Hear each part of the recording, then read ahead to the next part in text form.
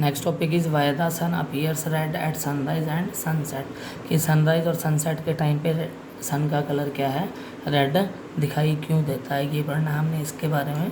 अब इससे पहले हम पढ़ चुके हैं प्रीवियस टॉपिक में, जो लॉन्ग वेवलेंथ वाले जो लाइट कंपोनेंट्स होते हैं वो क्या लार्ज डिस्टेंस कवर कर सकते हैं, और जो कम वेवलेंथ वाले होते हैं वो क्या करते हैं, लेस डिस्टेंस कवर कर सकते हैं और वो ईजिली स्कैटर हो जाते हैं। इसी पे बेस्ड ही हमने पढ़ना है इसको टॉपिक। देखो, at the time of sunrise and sunset when the sun is near the horizon. अब देखो पहले ये डायग्राम हम इसको देख लेते हैं। ये क्या ऑब्जर्वर ऑन द अर्थ, ये ऑब्जर्वर है अर्थ पे, या हम भी हो सकते हैं। सन क्या है, ये हॉरिजॉन लाइन है, हॉरिजॉन लाइन हम पढ़ चुके हैं पहले हॉरिजॉन लाइन के बारे में। 3 हमने पोजीशंस कंसीडर की हैं सन की ड्यूरिंग सनराइज। उसके बाद सन यहाँ से होता हुआ over the head, Noon, at noon, दोपहर के टाइम में क्या है हमारे सिर के ऊपर होता है ऑलमोस्ट। उसके बाद 3rd हमने जो इसकी पोजीशन कंसीडर किया है ड्यूरिंग द सनसेट। अब क्या है, जब ये ओवर द हेड होता है उस टाइम पे ऑब्जर्वर और इस सन के बीच का डिस्टेंस क्या होता है, कम होता है as compare to distance between sun and observer during sunrise and during sunset. Means जब सनराइज होता है उस टाइम पे ऑब्जर्वर और सन के बीच में जो डिस्टेंस होता है वो क्या होता है, ज़्यादा होता है। सनसेट के टाइम पे भी क्या होता है, सनसेट के टाइम पे सन और ऑब्जर्वर के बीच का डिस्टेंस है ये भी ज़्यादा है। किसके कंपैरिजन में, जब सन क्या होता है ओवर हेड हमारे सिर के ऊपर होता है ऑलमोस्ट, और उस टाइम पे जो डिस्टेंस क्या होता है वो क्या होता है, कम होता है। अब हम पढ़ते हैं इसको। At the time of sunrise and sunset when the sun is near the horizon the sunlight has to travel the greatest distance through the atmosphere to reach us. क्या कहता है, सनराइज और सनसेट के टाइम पे in light rays को हमारे तक पहुंचने में या ऑब्जर्वर तक पहुंचने में ज़्यादा डिस्टेंस कवर करना पड़ता है।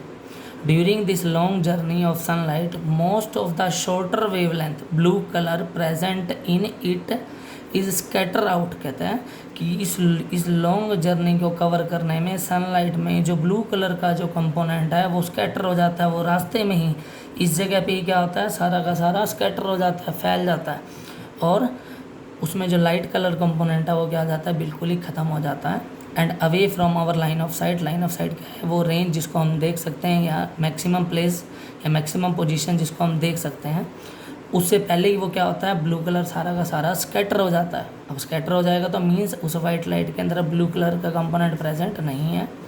So the light reaching us directly from rising sun और setting sun consist mainly of longer wavelength red colour due to which sun appears red. कहता है सनराइज और सनसेट के टाइम पे जो ये लाइट रे हमारे तक पहुंचती हैं, इसमें ब्लू कलर का जो लाइट है वो रास्ते में ही स्कैटर हो जाती है, और जो रिमेनिंग उसमें जो बचता है वो क्या होता है, लॉन्गर वेवलेंथ कंपोनेंट्स बचते हैं, जैसे रेड कलर उसमें बच जाता है।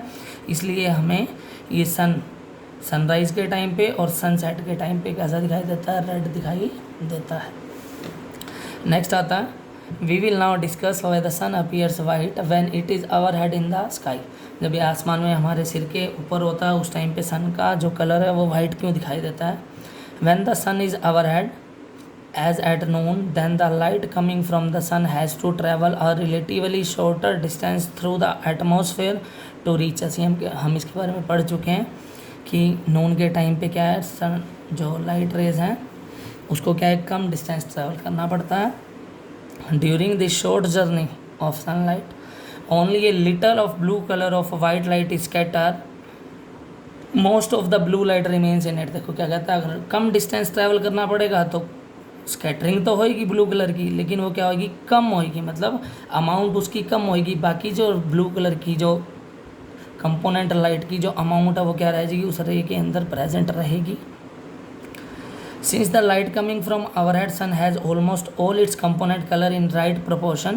कहता है कि इसके अंदर लगभग जो जितने भी कंपोनेंट्स थे 7 के 7 कंपोनेंट्स के हैं, लगभग उसी अमाउंट में प्रेजेंट हैं। Therefore the sun is in the sky overhead appears white to us. इसलिए जब आसमान में स्काई में सन क्या है हमारे सिर के ऊपर होता है, ओवरहेड होता है, उस टाइम पे जो सन लाइट का जो या सन का जो कलर है वो कैसा दिखाई देगा, हमें वाइट दिखाई देगा। नेक्स्ट आता है experiment to study the scattering of light. इसको देखते हैं डिटेल में। सबसे पहले हमने क्या लिया, सोर्स ऑफ लाइट। यह सोर्स ऑफ वाइट लाइट, इसमें से क्या है, वाइट लाइट की रे एमिट होएगी। अब हमने साथ में क्या लिया, लेंस लिया।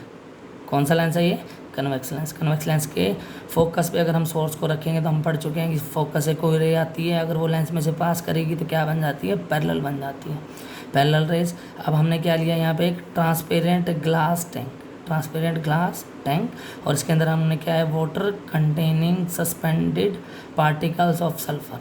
अब क्या है, इसमें हमने बीकर के अंदर क्या है, ये ग्लास टैंक जो ट्रांसपेरेंट लिया है, इसके अंदर हमने वाटर, और वाटर के अंदर क्या डाला है हमने, सल्फर, और सल्फर के इसमें सस्पेंडेड पार्टिकल्स प्रेजेंट हैं, वो अच्छे से डिजोल्व नहीं है, जिसको हम कोलोइडल सॉल्यूशन भी बोलते हैं।